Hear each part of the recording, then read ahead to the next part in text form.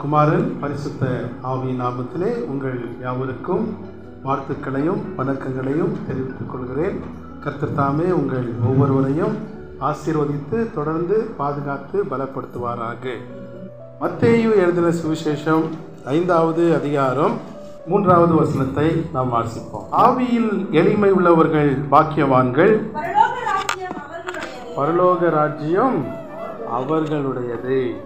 ஆண்டவராகிய இயேசு கிறிஸ்து நம்முடைய மலை பிரசங்கத்திலே சொன்ன இந்த வார்த்தைகளை நாம் வாசிக்க கேட்டோம். ஆவியிலே எளிமை உள்ளவர்கள் பாக்கியவான்கள், பரலோக ராஜ்யம் அவர்களுடையது.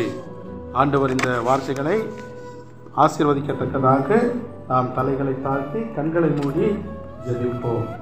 மகா கிருபையுள்ள எங்கள் அன்பின் ஆண்டவரே, அற்புதமான வேலைக்காக நாங்கள் உமக்கு நன்றி செலுத்துகிறோம்.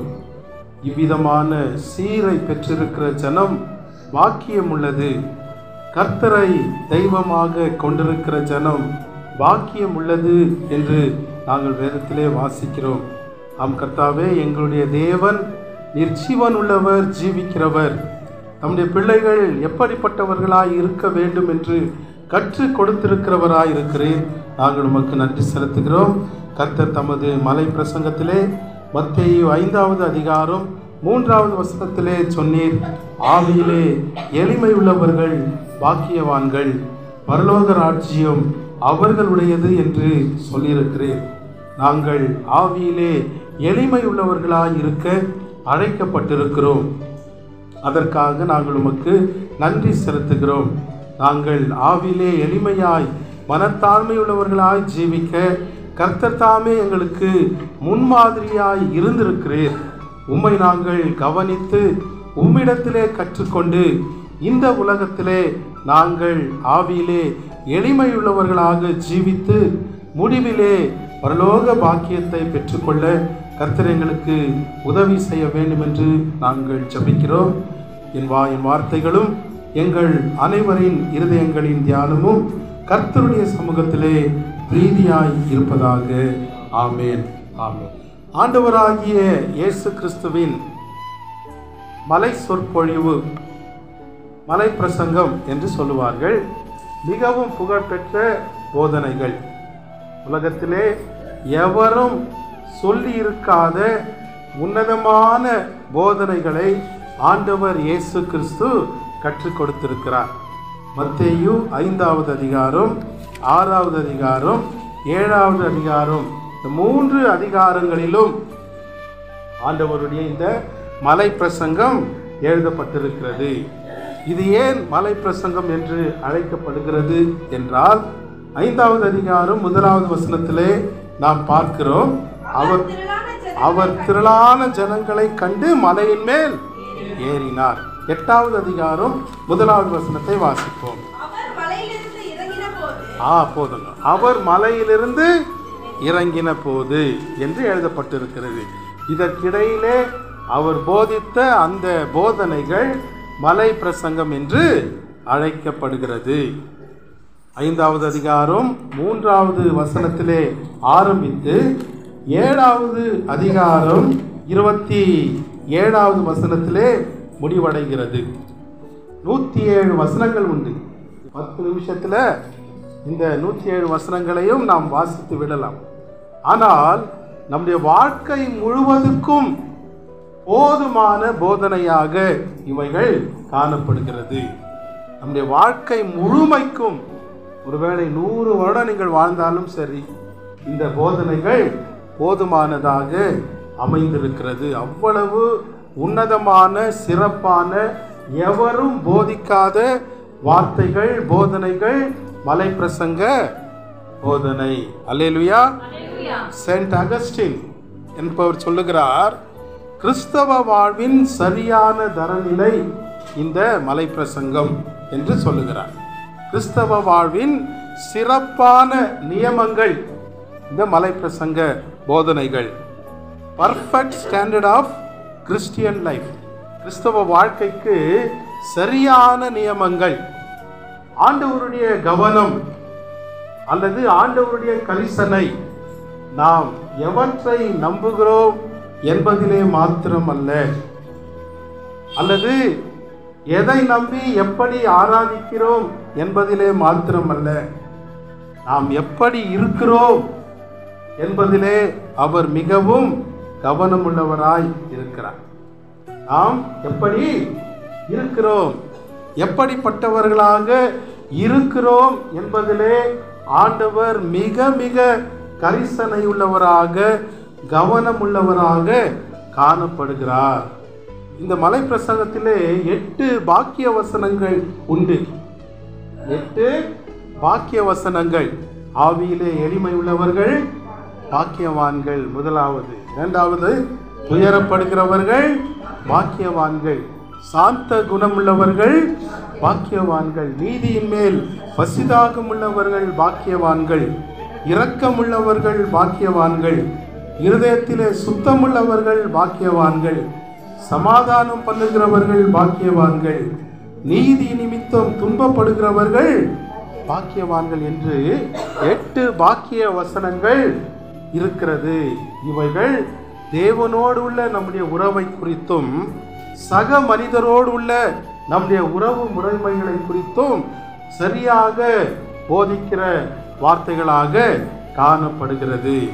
ஆகவே அருமையானவர்களே, இந்த நாளிலே ஆண்டவர் சொன்ன முதலாவது இந்த பாக்கிய வசனத்தை குறித்து நாம் தியானிப்போம். கிறிஸ்தவர்கள் மாத்திரமல்ல, கிறிஸ்தவர் அல்லாதவர்களும் விரும்பி வாசிக்கக்கூடிய இயேசு கிறிஸ்துவின் போதனைகள். நம்முடைய தேசத்தின் தந்தை மகாத்மா காந்தியடிகள் கூட அடிக்கடி இந்த மலை பிரசங்கத்தை வாசிப்பாராம். அவர் சொல்லுகிறார், எத்திசையிலே செல்லுவது என்று எனக்கு தெரியாத போது நான் அநேக தரம் புதிய ஏற்பாட்டில் உள்ள இயேசு கிறிஸ்துவின் மலை பிரசங்கத்தை வாசித்திருக்கிறேன். அந்த போதனைகளால் நான் உற்சாகத்தை பெற்றிருக்கிறேன் என்று மகாத்மா காந்தியடிகள் சொல்லியிருக்கிறார். இப்படி கிறிஸ்தவர்களுக்கும் கிறிஸ்தவர் அல்லாதவர்களுக்கும் மிகவும் ஆறுதலாகவும் மிகவும் உற்சாகப்படுத்துகிறவைகளாகவும் ஆண்டவருடைய வார்த்தைகள் காணப்படுகிறது. அதிலே முதலாவது பாக்கிய வசனத்தை இந்த நாளிலே நாம் தியானிக்க இருக்கிறோம். 3 காரியங்களை நாம் சுருக்கமாக சிந்திப்போம். முதலாவதாக, ஆவியில் எளிமையாய் இருப்பதின் விளக்கம், the interpretation of poor in spirit. இரண்டாவதாக, ஆவியில் எளிமையாய் இருப்பதின் அறிகுறிகள், the indications of being poor in spirit. ஆவியிலே எளிமையாய் இருப்பதை எப்படி நாம் வெளிப்படுத்த முடியும்? மூன்றாவதாக, கடைசியாக, ஆவியில் எளிமையாய் இருப்பதின் பாக்கியம், the inheritance of the poor in spirit. இந்த 3 காரியங்களை நாம் சிந்திக்க இருக்கிறோம். முதலாவதாக, ஆவியில் எளிமையாய் இருப்பதின் விளக்கம், இன்டர்பிரிட்டேஷன். எளிமை என்றால் என்ன பொருள் தெரியுங்களா? தாழ்மை அல்லது வேற்றுமை இல்லாமை என்று சொல்லலாம். தாழ்மை, எளிமை, சாதாரணமாக இருத்தல். ஆவி என்றால் மனம் என்று சொல்லலாம். ஆவி என்றால் மனம், உள்ளான மனம். எளிமை என்றால் தாழ்மை, மனத்தாழ்மையை குறிக்கிறது. நம்முடைய வாழ்க்கையிலே மனத்தாழ்மையாய் நாம் இருக்க வேண்டும். மனத்தாழ்மையாய் நாம் இருக்க வேண்டும். மீகா தீர்க்க தரிசன புஸ்தகம் 6வது அதிகாரம் 8வது வசனத்தை வாசிப்போம். மீகா 6:8. மனுஷனே, நன்மை இன்னதென்று அவர் உனக்கு அறிவித்திருக்கிறார். நியாயம் செய்வதும் இரக்கத்தை சிநேகித்து உன் தேவனுக்கு முன்பாக மனத்தாழ்மையாய் இருப்பதை அல்லாமல் வேற எண்ணத்தை தேவன் உன்னிடத்திலே கேட்கிறார். பார்த்தீங்களா? தேவனுடைய எதிர்பார்ப்பு நம்மிடத்திலே தேவன் என்னத்தை எதிர்பார்க்கிறார் என்றால், நியாயத்தை செய்து இரக்கத்தை சிநேகித்து தேவனாகிய கர்த்தருக்கு முன்பாக நாம் மனத்தாழ்மை உள்ளவர்களாக ஜீவிப்பதை அல்லாமல் வேறொன்றையும் தேவன் நம்மிடத்திலே எதிர்பார்ப்பதில்லை. அல்லேலூயா. நாம் மனத்தாழ்மை உள்ளவர்களாய் ஜீவிக்க வேண்டும். ஆவியிலே எளிமை உள்ளவர்களாக ஜீவிக்க வேண்டும். உள்ளான மனிதன் எளிமை உள்ளவனாய் காணப்பட வேண்டும். நமக்கு பெயர் வைக்கப்பட்டிருக்கிறது. இந்த பெயர் எதை குறிக்கிறது தெரியுங்களா? நம்முடைய சரீரத்தை அல்ல, நம்முடைய உள்ளான மனிதனை தான் குறிக்கிறது. நான் என்று சொல்லுகிறோம் இல்லைங்களா? இது நான் என்று சொல்லுவது உள்ளான ஆவியைத்தான் அது குறிக்கிறது. ஆகவேதான் மரித்து போனவுடனே என்ன சொல்லுவார்கள்? அவர் பெயரை குறிப்பிட்டு பேசுவார்களா? என்ன சொல்லுவார்கள்? அந்த பாடியை எப்போ எடுப்பார்கள்? அந்த சரீரத்தை எப்போது அடக்கம் செய்வார்கள்? உயிர் போனவுடனே, ஆவி போனவுடனே பெயர் மறைந்து போகிறது. நான் என்றால் உள்ளான மனிதனை குறிக்கிறது. இந்த ஆவியிலே நான் என்கிற அகம்பாவம் இருக்கக்கூடாது. இந்த நான் என்கிற பெருமை இருக்கக்கூடாது. இந்த நான் என்கிற ஆணவம், இந்த நான் என்கிற கர்வம், இந்த நான் என்கிற பிடிவாதம், இந்த நான் என்கிற செருக்கு, இந்த நான் என்கிற பகட்டு அல்லது பந்தா, இவைகள் இருக்கக்கூடாது. அதுதான் ஆவியிலே எளிமை என்று சொல்லப்படுவது. நான் என்கிற எண்ணம் நமக்கு இருக்கக்கூடாது. ஒரு கதை ஒன்று சொல்லுவார்கள். ஒரு புகழ்பெற்ற முனிவரை சந்திக்க ஒரு ராஜா போனாராம். தன்னுடைய பட்டாளத்தோடு கூட அவர் போகிறார். அந்த முனிவர் ஒரு சாதாரண வீட்டில் இருக்கிறார். நல்ல அர்த்தமுள்ள ஒரு கதை. அந்த முனிவர் ஒரு சாதாரண வீட்டிலே வசித்து கொண்டு வருகிறார். அவருடைய வேலைக்காரன் வாசற்படியிலே நின்று கொண்டிருக்கிறார். இந்த ராஜா போன உடனே அந்த வேலைக்காரனை பார்த்து சொல்லுகிறார், நான் வந்திருக்கிறேன் என்று போய் சொல்லு, நான் வந்திருக்கிறேன் என்று போய் சொல்லு என்று கம்பீரமாக சொல்லுகிறார். உடனே இதை முனிவர் கேட்டு அவர் பதில் சொல்லுகிறார், நான் செத்த பிறகு வந்து பார்க்க சொல்லு, நான் செத்த பிறகு வந்து பார்க்க சொல்லு. எப்படி இருக்கும் ராஜாவுக்கு? உடனே கோபம் வந்து விட்டது. தன்னுடைய பட்டயத்தை உருவ ஆரம்பித்து விட்டார். உடனே மந்திரி சொன்னார், ராஜாவே கோபப்படாதீர்கள், இந்த முனிவர் சொல்வதிலே ஏதாவது அர்த்தம் இருக்கும், நான் யோசிக்கிறேன் என்று சொல்லி சொன்னாராம். ராஜா, நீங்கள் சொன்னீர்கள் நான் வந்திருக்கிறேன் என்று சொன்னீர்கள். அதற்கு தான் முனிவர் சொல்லுகிறார், நான் என்கிற அந்த அகம்பாவம் செத்த பின்பு அல்லது ஒழிந்த பின்பு வந்து பார்க்க சொல்லுகிறார் என்று கூறினாராம். அருமையானவர்களே, இப்படி நான் என்கிற இந்த அகம்பாவம் நம் எல்லாருக்கும் நிறையவே உண்டு. இந்த அகம்பாவம், நான் என்கிற இந்த எண்ணம் நம்முடைய வாழ்க்கையிலிருந்து நீங்கினால்தான் ஆவியிலே நாம் எளிமையாய் இருக்க முடியும். தேவனுடைய சித்தம் 100% நம்முடைய விருப்பம் 0% மாறும்போதுதான் நாம் ஆவியிலே எளிமை உள்ளவர்களாக நாம் மாற முடியும். தேவனுடைய சமூகத்திலே நம்முடைய இயலாமையை நாம் உணர வேண்டும். நம்முடைய தகுதியின்மையை நாம் உணர வேண்டும். ஆண்டவருக்கு முன்பாக நான் ஒன்றுமில்லை, என்னாலே இது செய்ய முடியாது, உம்மை அல்லாமல் எதுவுமே செய்ய முடியாது என்கிற அந்த மனப்பான்மை வரும்போதுதான் நாம் ஆவியிலே எளிமை உள்ளவர்களாக மாறுகிறோம். அல்லேலூயா. இப்படி ஆவியிலே எளிமையாய் இருக்கிற தேவனுடைய பக்தர்கள் பழைய ஏற்பாட்டிலும் புதிய ஏற்பாட்டிலும் ஏராளமான பேர்கள் காணப்படுகிறார்கள். ஆதியாகமம் 18வது அதிகாரம் 27வது வசனத்திலே பார்க்கும்பொழுது ஆபிரகாம் தன்னை குறித்து தேவனிடத்திலே பேசுவார். தூளும் சாம்பலும் ஆகிய நான் அடியேன் ஆண்டவரோடு கூட பேச துணிந்தே. பார்த்தீங்களா, தன்னை எவ்வளவாய் தாழ்த்துகிறார். தேவனுக்கு முன்பாக தூள், டஸ்ட், சாம்பல் என்று தாழ்த்துகிறார். தாவீதை குறித்து பார்க்கிறோம். அவர் என்ன சொல்லுவார்? தெள்ளுப்பூச்சி என்று தன்னை குறித்து சொல்லுகிறார். ஒரு சாதாரண தெள்ளுப்பூச்சி. சங்கீதம் 22:6 பார்க்கிறோம், தன்னை குறித்து ஒரு புழு என்று சொல்லுவார். புழுவுக்கு தன்னை ஒப்பிட்டு பேசுகிறார். கிதியோனை குறித்து பார்க்கிறோம். நியாயாதிபதிகள் 6வது அதிகாரம் 14-15 அவர் சொல்லுவார், ஆண்டவரே, நான் இஸ்ரவேலை எதனாலே ரட்சிப்பேன்? இதோ மனாசேயில் என் குடும்பம் மிகவும் எளியது. என் தகப்பன் வீட்டில் நான் எல்லாரிலும் சிறியவன். ஆண்டவர் கிதியோனை இஸ்ரவேலை ரட்சிக்க அனுப்பும் போது கிதியோன் இப்படி பேசுகிறான், என்னுடைய குடும்பம் எளிமையான குடும்பம், நான் மிகவும் சிறியவன் என்று பேசுகிறான். மோசே தன்னை குறித்து தேவனிடத்தில் சொல்லுவான், நான் திக்குவாயும் மந்தனாவும் உள்ளவன், நான் வாக்கு வல்லவன் அல்ல, என்னாலே இஸ்ரவேலை ரட்சிக்க முடியாது.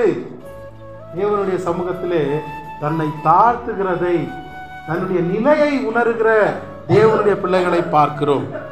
ஏசாயா 6வது அதிகாரம் 5வது வசனத்திலே தேவனை கண்ட மாத்திரத்திலே என்ன சொல்லுகிறார்? ஐயோ அதமானேன், நான் அசுத்த உதடுகள் உள்ள மனுஷன், அசுத்த உதடுகள் உள்ள ஜனங்களின் நடுவிலே வாசம் பண்ணுகிறவன் என்று தன்னுடைய தகுதியின்மையை, தன்னுடைய அசுத்தமான ஜீவியத்தை தேவனுடைய சமூகத்திலே உணர்கிறவர்கள் தான் ஆவியிலே எளிமை உள்ளவர்கள்.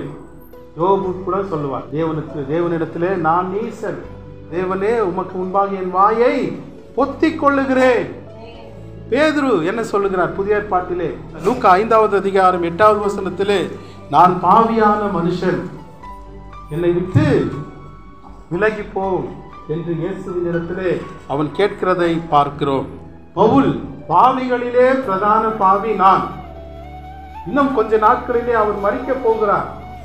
அவ்வளவு திரளான ஊழியங்களை செய்தவர் தன்னை தேவனுடைய சமூகத்திலே எவ்வளவாய் தாழ்த்துகிறார் பாருங்கள், எவ்வளவாய் எளிமையாக்குகிறார். பாவிகளிலே பிரதான பாவி நான் என்று. இப்படி வேத பக்தர்கள் எல்லாரும் ஆவியிலே எளிமையாய் ஜீவித்தவர்கள். ஆவியிலே எளிமை என்பது மனத்தாழ்மை, உள்ளான மனிதனிலே ஒரு எளிமை, ஒரு சிம்பிளிசிட்டி, ஒரு ஜென்டில்னஸ். இரண்டாவதாக ஆவியில் எளிமையாயிருப்பதின் அறிகுறிகள்.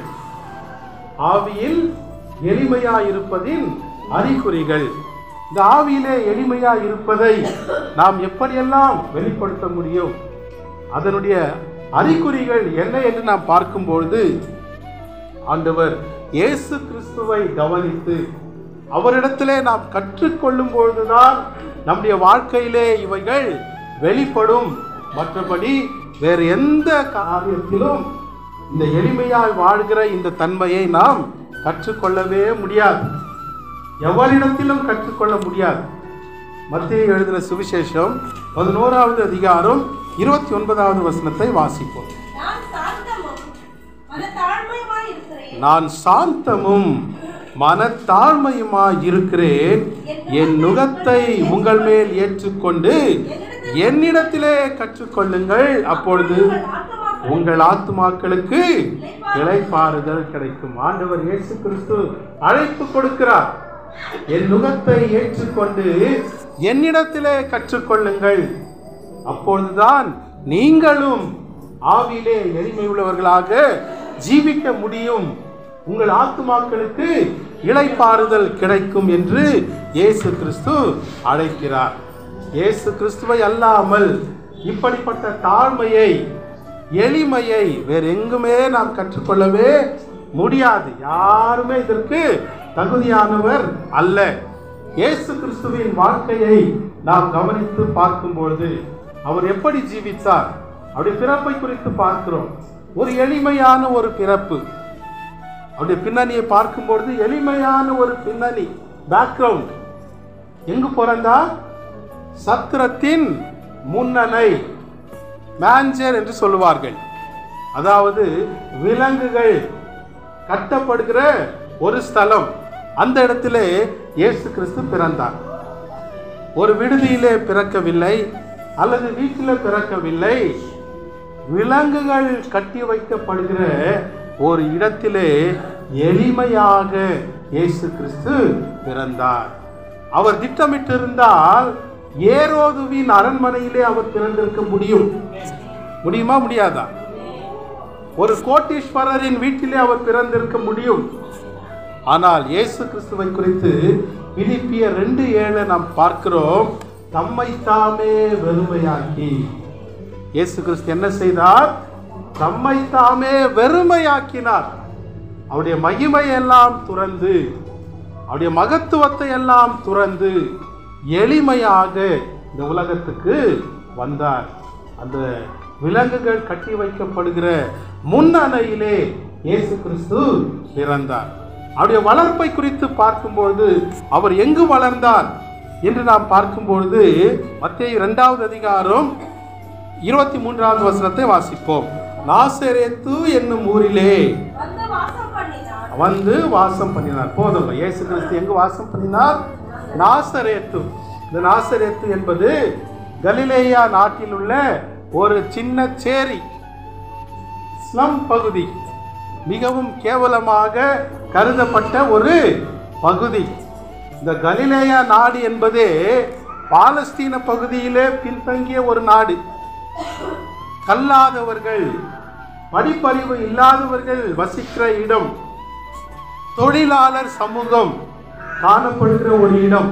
அதிகாரிகள் அல்ல, நல்ல உத்தியோகத்தில் இருக்கிறவர்கள் அல்ல, கூலி தொழிலாளிகள் அதிகமாக இருக்கிற இடம்தான் கலிலேயா. அந்த இடத்துல தான் இயேசு கிறிஸ்து வளர்ந்தார். அவருடைய முதல் பிரசங்கம் கலிலேயாவிலே, அவருடைய இறுதி பிரசங்கம் கலிலேயாவில் உள்ள ஒலிவ மலையிலே புறப்பட்டு போங்கள், இறுதி பிரசங்கம். அவருடைய இந்த மலை பிரசங்கம் கூட கலிலேயா நாட்டில தான். அவருடைய முதல் அற்புதம் எங்க? கலிலேயாவில் உள்ள கானா ஊரிலே, கல்யாண வீட்டிலே கானா ஊரிலே இயேசு கிறிஸ்து தம்முடைய முதல் அற்புதத்தை நிகழ்த்தினார். இப்படி அவருடைய வாழ்க்கையெல்லாம் நாம் கூர்ந்து கவனிக்கும் பொழுது நம்மை போலவே மிகவும் எளிமையானவராகவே ஜீவித்திருக்கிறார். பிலிப்பு இயேசு கிறிஸ்துவை நாத்தான்வேலுக்கு அறிமுகப்படுத்தும் பொழுது நாத்தான்வேல் என்ன கேட்கிறான் தெரியுங்களா? பிலிப்பு சொல்லுகிறான், இந்த இயேசுதான் மேசியா. அப்பொழுது பிலிப்பு சொல்லுகிறான், நாசரேத்தூரிலிருந்து நன்மை வருமோ? எல்லாருக்கும் ஒரு சந்தேகம். அது அவ்வளவு ஒரு கேவலமான ஒரு பகுதி நாசரேத்து, ஸ்லம் பகுதி. அந்த பகுதியிலிருந்து நன்மை வருமா? மேசியா வருவாரா என்று கேட்கிறார். இப்படி இயேசு கிறிஸ்து எளிமையான ஒரு இடத்திலே வளர்ந்தார். அவருடைய குடும்ப பின்னணியை பார்க்கும்போது அவர் தச்சனுடைய மகன் எண்ணப்பட்டார். மத்தேயு 13வது அதிகாரம் 55 57 வரைக்கும் வாசிக்கும் பொழுது அவருடைய குடும்ப பின்னணி எழுதப்பட்டு இருக்கிறது. இயேசு கிறிஸ்து யார்? தச்சனுடைய குமாரன், carpenter son, not collector son. கார்பெண்டருக்கு மகனாக இயேசு கிறிஸ்து வாழ்ந்தார். மாத்திரமல்ல, அவரே கார்பெண்டர் தான். தச்சு வேலை தான் இயேசு கிறிஸ்து செய்தார். அவருடைய குடும்பத்தில் இயேசு கிறிஸ்துவை சேர்த்து 5 சகோதரர்கள், சகோதரிகள் என்று எழுதப்பட்டிருக்கிறது. குறைந்தது 2 பேர் என்று எடுத்துக்கொண்டாலும் 7 பிள்ளைகள், பெற்றோரை சேர்த்து 9 பேர். 9 பேருக்கும் ஒவ்வொரு வேளையும் சமைப்பது, வாழ்க்கை நடத்துவது என்பது போராட்டமான ஒரு காரியம். இப்படிப்பட்ட எளிய பின்னணியோடு தான் இயேசு கிறிஸ்து வாழ்ந்திருக்கிறார்.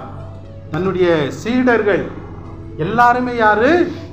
படிப்பறிவு இல்லாதவர்கள், எல்லாமே கலிலேயர்கள். கலிலேய மனுஷரே, ஏன் வானத்தை அண்ணாந்து பார்க்கிறீர்கள்? யூதாஸ் காரியோத்தை தவிர எல்லாருமே கலிலேயர்கள். யூதாஸ் காரியோத்து மாத்திரமே கேரியோத் என்கிற எருசலேமின் தெற்கு பகுதியை சார்ந்தவன். இது எல்லாருமே படிப்பறிவு இல்லாதவர்கள், மீன் பிடிக்கிறவர்கள், ஆயக்காரர்கள். இப்படி பிரியமானவர்களே, இயேசு கிறிஸ்து எளிமை உள்ளவராக ஜீவித்தார். அவர் தன்னுடைய இந்த எளிமையான வாழ்வை குறித்து வெட்கப்படவில்லை. அவர் குறைவாக மதிப்பீடு செய்யவில்லை. இப்படிப்பட்ட காரியம் நமக்கு ஊக்கத்தை, உற்சாகத்தை கொடுக்கக்கூடியதாய் இருக்கிறது. ஆண்டவர் இயேசு கிறிஸ்து ஏறக்குறைய நம்மை போலவே எளிய பின்னணியிலிருந்து வந்திருக்கிறார், பிறந்திருக்கிறார், வளர்ந்திருக்கிறார். இன்றைக்கு மக்களை பார்க்கிறோம், சமுதாயத்திலே மக்களை பார்க்கிறோம், எவ்வளவாய் பெருமைப்படுகிறார்கள். குடும்ப பெருமை உண்டு, இடத்தை குறித்த பெருமை உண்டு, இனத்தை குறித்த பெருமை உண்டு, மதத்தை குறித்த பெருமை உண்டு. என்னுடைய அப்பா இப்படி, என்னுடைய தாத்தா அப்படி என்று குடும்ப பின்னணியை குறித்து பெருமை அடித்துக் கொள்ளுகிறோம். இன்றைக்கு சமுதாயத்தில் பார்க்கிறோம், இனவெறி தலை தோங்குகிறது, இடவெறி தலை தோங்கி இருக்கிறது, மதவெறி தலை தோங்கி இருக்கிறது, குடும்ப வெறி அதிகமாக காணப்படுகிறது. ஆனால் ஆண்டவர் இயேசு கிறிஸ்து பாருங்கள், அவர் எளிமையாக, எளிமை உள்ளவராக நமக்கு முன்மாதிரியாக அவர் வாழ்ந்திருக்கிறார். அவருடைய வழிகளை நாம் பின்பற்ற வேண்டும். இயேசுவின் எளிய மனப்பான்மையை நாம் பார்க்கும்பொழுது, அவர் ஞானஸ்நானம் பெற என்ன செய்கிறார்? மத்தேயு 3வது அதிகாரம் 13-14 அப்பொழுது யோவானால் ஞானஸ்நானம் பெறுவதற்கு இயேசு கலிலேயாவிலிருந்து யோர்தானுக்கு அருகே அவனிடத்தில் வந்தார். போதும். இயேசு கிறிஸ்து எங்கு போகிறார்? யோவானிடத்திலே யோவானை தேடிக்கொண்டு போகிறார். யோவான் ஸ்நானகன் இயேசு கிறிஸ்துவுக்கு உறவினன். ஒரே ஒரு வார்த்தை சொல்லியிருந்தால் போதும், யோவான் ஓடோடி வந்திருப்பான் இயேசு கிறிஸ்துவை தேடி. ஆனால் இயேசு கிறிஸ்து என்ன செய்கிறார்? அவனை தேடி கலிலேயாவை விட்டு யோர்தான் நதியை தேடி அவர் போகிறார். எளிமை உள்ளவராக அவர் போகிறார். இந்த உலகத்திலே ஞான ஸ்நானம் எடுப்பதற்கு அவசியமே இல்லாதவர் ஆண்டவராகிய இயேசு கிறிஸ்து மாத்திரமே. அவர் எடுக்க வேண்டிய அவசியமே கிடையாது. ஏனென்றால் அவரிடத்துல பாவமே இல்லை. அப்படிப்பட்டவர் தம்மை தாமே வெறுமையாக்கி யோவானை தேடி போகிறார். பிசாசு இயேசு கிறிஸ்துவை சோதிக்கிறார். மத்தேயு 4வது அதிகாரத்தில் பார்க்கிறோம். என்ன சொல்லுகிறார்? நீ தேவனுடைய குமாரனே ஆனால் கல்லுகளை அப்பங்களாக்கும். நீ தேவனுடைய குமாரனே ஆனால் தேவாலய உப்பரிகையிலிருந்து தாழ குதியும் என்று சவால் விடும்போது இயேசு கிறிஸ்து என்ன செய்தார்? என்னை பார்த்தா இப்படி கேட்டு விட்டாய், எனக்கே சவால் விட்டாயா? நான் யார் என்று இப்பொழுது நிரூபித்து காட்டுகிறேன் என்று இயேசு கிறிஸ்து செய்யவில்லை. அப்படி அவர் சொல்லவில்லை, செய்யவில்லை. ஆண்டவர் தம்மைத்தாமே உயர்த்தி கொள்ளும் எந்த முயற்சியிலும் அவர் ஈடுபடவில்லை. தம்மை உயர்த்தி கொள்வதற்கு, மேன்மைப்படுத்திக் கொள்வதற்கு எந்த குறுக்கு வழியையும் அவர் தேடவே இல்லை. சாத்தான் சொல்லுகிறான், என்னை தாழ விழுந்து பணிந்து கொண்டால் உலகத்தின் சகல ராஜ்யத்தையும் உமக்கு கொடுத்து விடுகிறேன். ஆண்டவர் என்ன செய்தார்? அந்த குறுக்கு வழிக்கு செவி கொடுத்தாரா? அப்பாலே போ சாத்தானே என்று சொன்னார். சிலுவையின் மூலமாக வரும் சிங்காசனம் தான் அவருக்கு நியமிக்கப்பட்ட பாதை. அந்த பாதையிலே போவதற்கு தன்னை ஒப்பு கொடுத்தார். மாறாக இந்த குறுக்கு வழியிலே நம்முடைய உயர்வை, நம்முடைய பிரபலத்தை, நம்முடைய பெருமையை சேர்த்து கொள்ள இயேசு கிறிஸ்து ஒரு நாளும் புரியவில்லை. அவர் செய்த அற்புதங்களை எல்லாம் பாருங்கள். எல்லா அற்புதங்களை செய்தார். அந்த அற்புதங்களை எல்லாம் செய்துவிட்டு இயேசு கிறிஸ்து என்ன சொன்னார் தெரியுங்களா? மத்தேயு 8வது அதிகாரம் 4வது வசனத்தை வாசிப்போம். இயேசு அவனை நோக்கி, இதை நீ ஒருவருக்கும் சொல்லாதபடிக்கு எச்சரிக்கையாயிரு. ஒரு குஷ்டரோகியை இயேசு கிறிஸ்து சுத்தமாக்குகிறார், சொஸ்தமாக்குகிறார். குஷ்டரோகி சொஸ்தமாவதை நாம் பார்த்திருக்கிறோமா? ஒரு மிகப்பெரிய அற்புதம். ஒரு தொடு நோயாளி, ஒரே துர்நாற்றம் வீசுகிற அந்த மனிதன் இயேசு கிறிஸ்து தொட்ட மாத்திரத்திலே பூரணமாய் சுகம் அடைகிறார். சுகம் அடைந்த உடனே இயேசு கிறிஸ்து என்ன செய்திருக்க வேண்டும்? நீ போப்பா, ஊரெல்லாம் போய் டமாரடி நான் தான் உன்னை சுகமாக்கினேன் என்று போய் சொல்லு. அப்படி சொன்னாரா? இதை நீ ஒருவருக்கும் சொல்லாதபடிக்கு எச்சரிக்கையாயிரு. தன்னைத்தானே பிரஸ்தாபப்படுத்தி கொள்ள, பிரபலமாக்கி கொள்ள இயேசு கிறிஸ்து விரும்பவே இல்லை. 2 குருடர்களை இயேசு கிறிஸ்து பார்வையடைய செய்தார். மத்தேயு 9:30 நாம் பார்க்கிறோம். 2 குருடர்கள், பூரண பார்வை வந்துவிட்டது அவர்களுக்கு. அதற்கு பிறகு என்ன சொல்லுகிறார் தெரியுங்களா? உடனே அவர்களுடைய கண்கள் திறக்கப்பட்டது. இதை ஒருவரும் அறியாதபடிக்கு எச்சரிக்கையாயிருங்க. யாருக்கும் சொல்லக்கூடாது என்று சொல்லுகிறார். இன்றைக்கு ஒரு சின்ன அற்புதம் நடந்தா போதும், அதை மிகைப்படுத்தி பெரிதாக்கி அந்த வீடியோவை வைரல் பண்ணி உலகமெல்லாம் பரவிட்டு பிரபலமாகிறவர்கள் அதிகம். பூனையை யானையாகவும் எலியை புலியாகவும் மாற்றுகிறவர்கள் அதிகம். இவ்வளவு பெரிய அற்புதத்தை ஆண்டவர் செய்கிறார், ஒருவருக்கும் அறியாதபடிக்கு எச்சரிக்கையாயிருங்கள். யபீரு ஜெப ஆலய தலைவனுடைய மகள் மரித்து போகிறாள். 12 வயது குமாரத்தி. இயேசு கிறிஸ்து போகிறார். அவள் கையை பிடித்து, தலித்தாகுமி, சிறு பெண்ணே எழுந்திரு. மார்க் 5:43 பார்க்கிறோம். அவள் உடனே எழுந்து உட்கார்ந்து பேச ஆரம்பித்து விட்டாள். இயேசு கிறிஸ்து என்ன சொல்லுகிறார்? அதை ஒருவருக்கும் அறிவியாதபடிக்கு அவர்களுக்கு உறுதியாய் கட்டளை இடுகிறார். இது யாருக்குமே சொல்லாதீர்கள். இப்படி நம்முடைய ஆண்டவர் இந்த உலகத்திலே வாழ்ந்த போது தன்னைத்தானே உயர்த்தி கொள்ளாமல், நம்மைத்தாமே பிரபலப்படுத்தி கொள்ளாமல், பெருமை அடித்து கொள்ளாமல் எளிமை உள்ளவராக ஜீவித்தார். மத்தேயு எழுதின சுவிசேஷம் 12வது அதிகாரம் 15 நாம் வாசிக்கிறோம். இயேசு அதை அறிந்து, எதை அறிந்து? அவரை கொலை செய்ய அந்த யூத மக்கள் தீர்மானிப்பதை அறிந்து என்ன செய்கிறார்? அவர்களோடு கூட சண்டை போடவில்லை, அவிடம் விட்டு விலகி போகிறார். திரளான ஜனங்கள் அவருக்கு பின் சென்றார்கள்.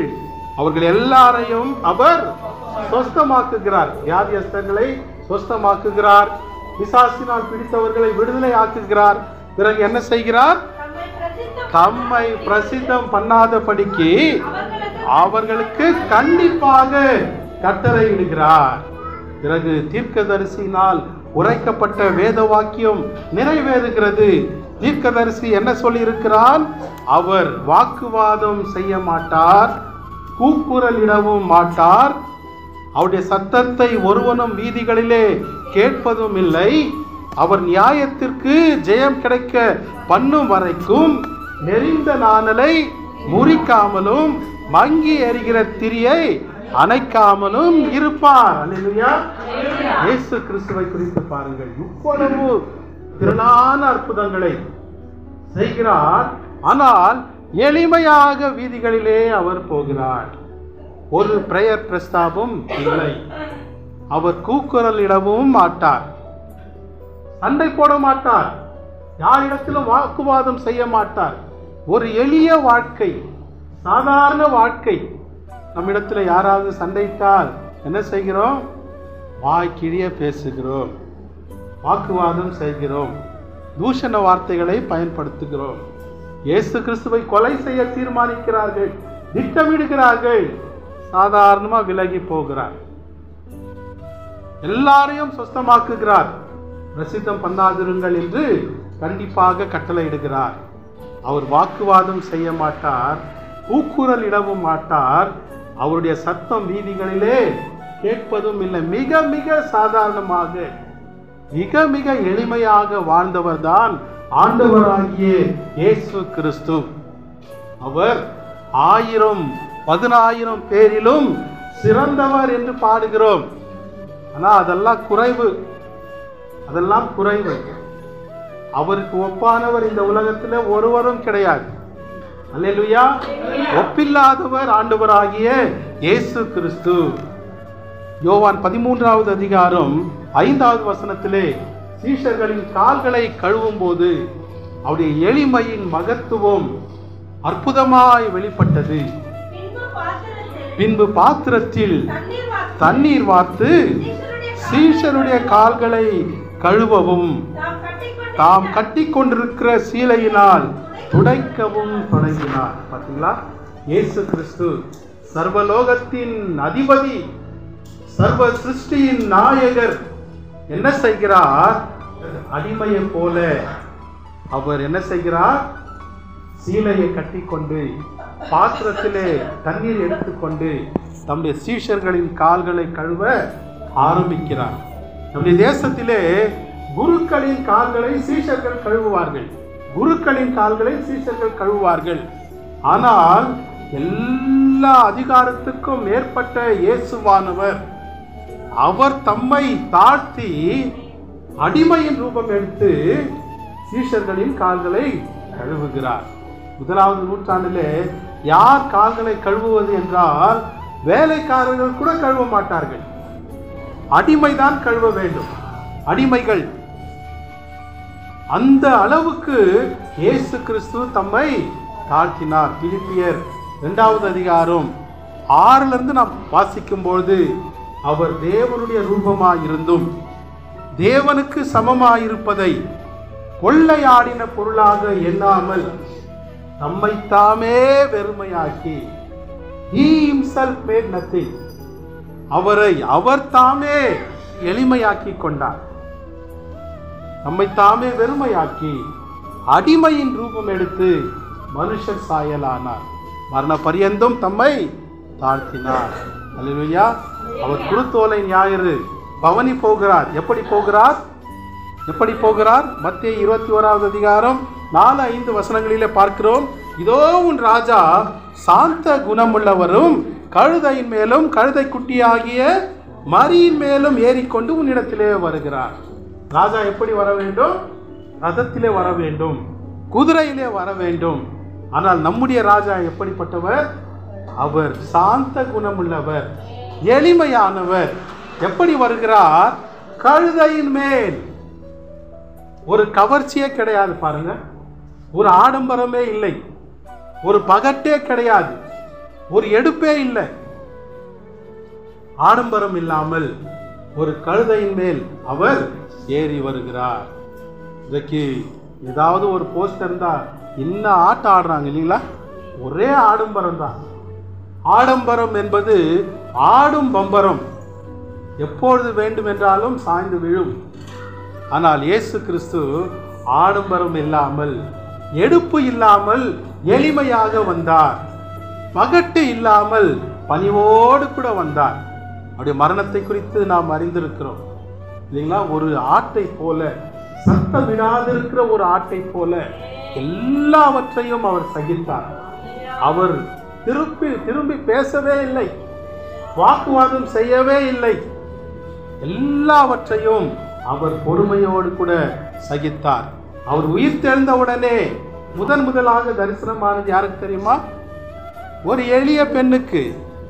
மார்க் எழுதின சுவிசேஷம் 16வது அதிகாரம் 9-10 வாசிப்போம். வாரத்தின் முதலாம் நாள் அதிகாலையில் இயேசு எழுந்திருந்த பின்பு மகதலேனா மரியாளுக்கு முதலாக தரிசனமானார். அவளிடத்திலிருந்து அவர் 7 பிசாசுகளை துரத்தி இருந்தார். அதுவும் எப்படிப்பட்ட ஸ்திரீ?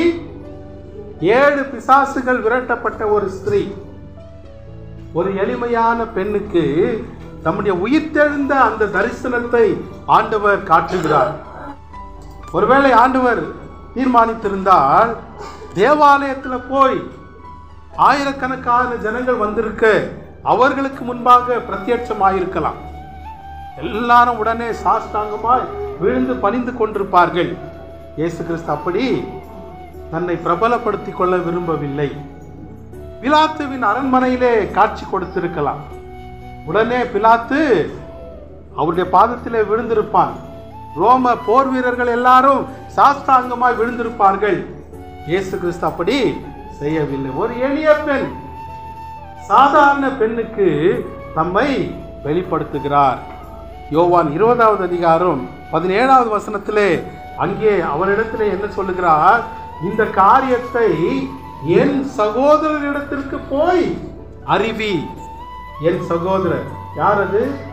என் சகோதரர் சீமோன் பேதுரு, அந்த சீஷர்கள். அவர்கள் எப்படிப்பட்டவர்கள்? காட்டி கொடுத்தான் ஒருவன், மறுதளித்தான் இன்னொருவன், விட்டு ஓடினவர்கள் எல்லாரும். அப்படிப்பட்டவர்களை பார்த்து ஆண்டவர் அந்த பழிவாங்கும் எண்ணம் இல்லாமல் குற்றத்தை கண்டுபிடிக்கும் மனம் இல்லாமல் என்ன சொல்லுகிறார்? என் சகோதரர்களிடத்திற்கு போய் அறிவி. ஒரு சின்ன மிஸ்டேக் ஆனாலும் குடும்ப காரியங்களில் எவ்வளவாய் நாம் குற்றம் கண்டுபிடிக்கிறோம் இல்லைங்களா? குற்றம் பார்ப்பின் சுற்றம் இல்லை. ஆனால் இயேசு கிறிஸ்து அதெல்லாம் பாருங்க, அது வாக்குவாதமும் செய்யல, துரோகிகளால் திட்டல, காலவாரி விட்டீர்களே என்று குறை சொல்லவில்லை. மாறாக என் சகோதரிடத்திற்கு போய் அறிவு. இப்படி பிரியமானவர்களே சொல்லிக்கொண்டே போகலாம். அவருடைய வாழ்க்கை முழுவதையும் பார்க்கும்பொழுது மிக மிக எளிமை உள்ளவராகவே அவர் வாழ்ந்திருக்கிறார். இதை தியானிக்கிற நாம், நம்மிடத்திலே இப்படிப்பட்ட பெருமையாகிய அழுக்கு இருக்கும் என்றால் அதை துடைத்து எறிய வேண்டும்.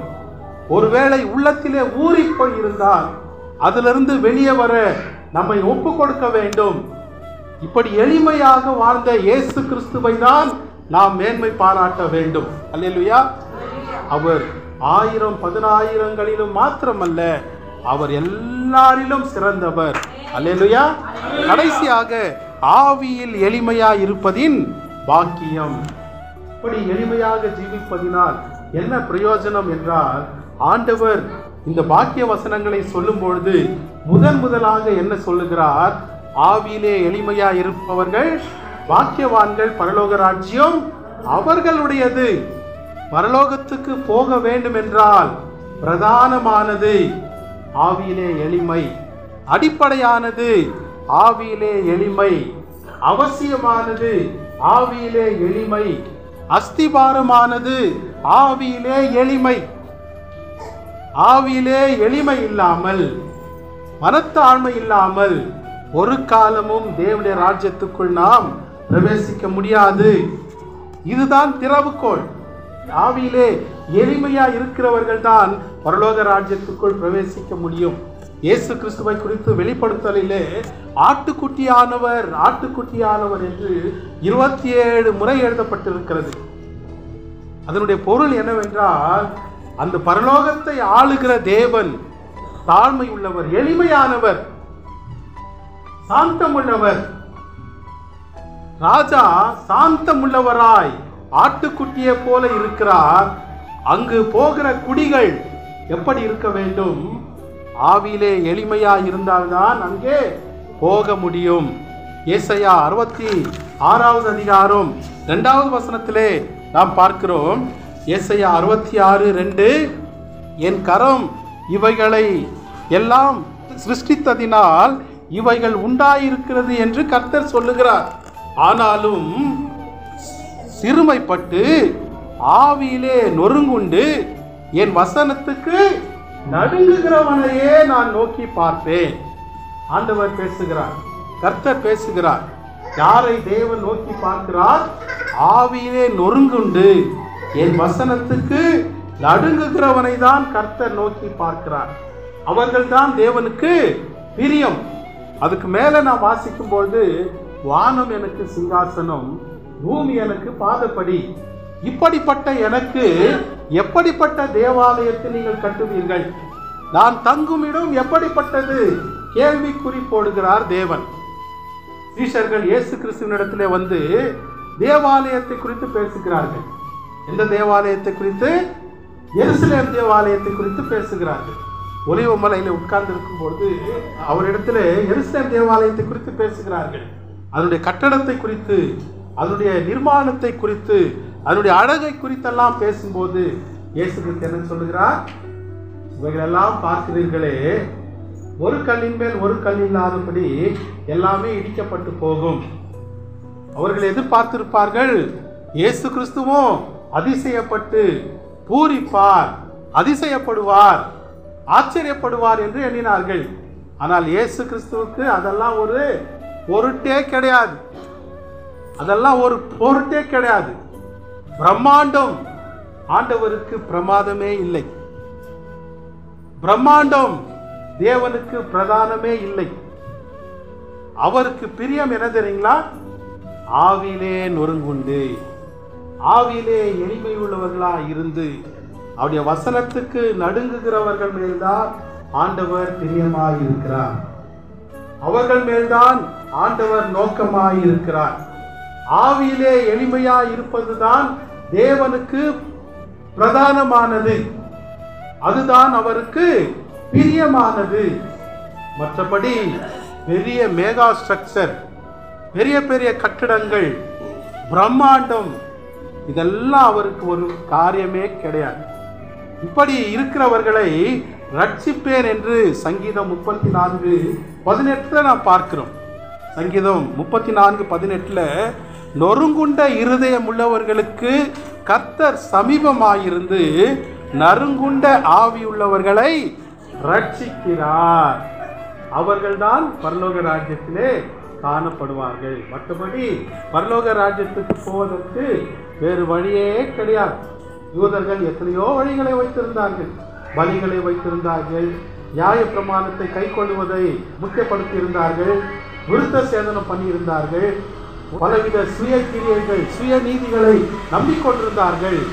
ஆனால் பரலோகத்துக்கு போக ஒரே ஒரு வழி, ஆவியிலே எளிமை உள்ளவர்கள் வாக்கியவான்கள், பரலோக ராஜ்யம் அவர்களுடையது. அல்லேலூயா.